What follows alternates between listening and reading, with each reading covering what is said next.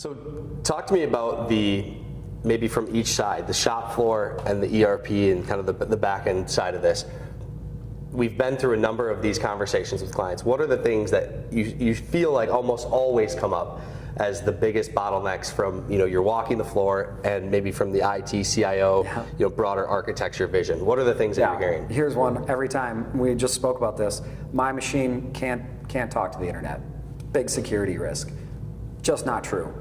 Everybody that's doing modern manufacturing, if you have a hope of leveraging AI, your machine should talk to the internet.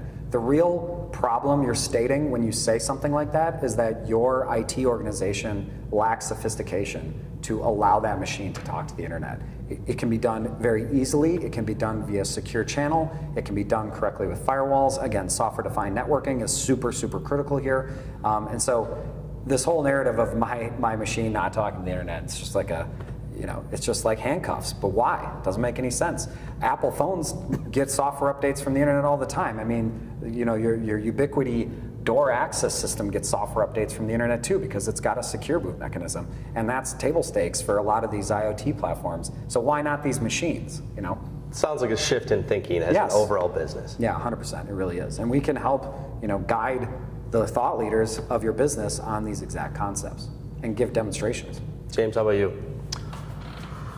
Sorry, I forgot. Yeah. The question is, what are some patterns we're seeing when we walk the shop floor? Like everyone that you talk to, you're hearing the same things when it comes to ERP. Okay.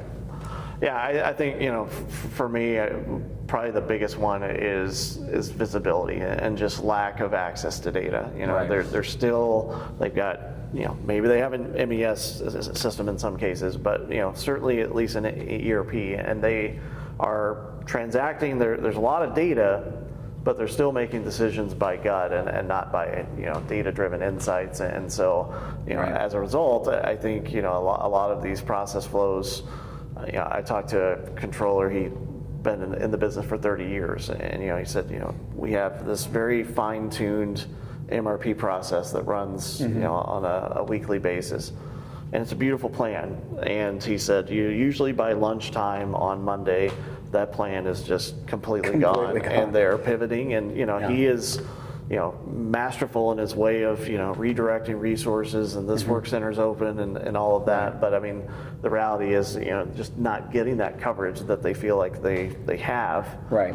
Because this stuff is complicated, and I really love the idea of what you're describing, that append piece of this. It's it's not that what you have is bad, it's just that it needs some of those modern tweaks to really streamline process flows. Yeah, telemetry reporting is just so huge. Yeah. I would be willing to bet most mid-market manufacturers could stand to gain at least 5% of higher machine efficiency across the fleet of machines just by starting to observe them with computer software.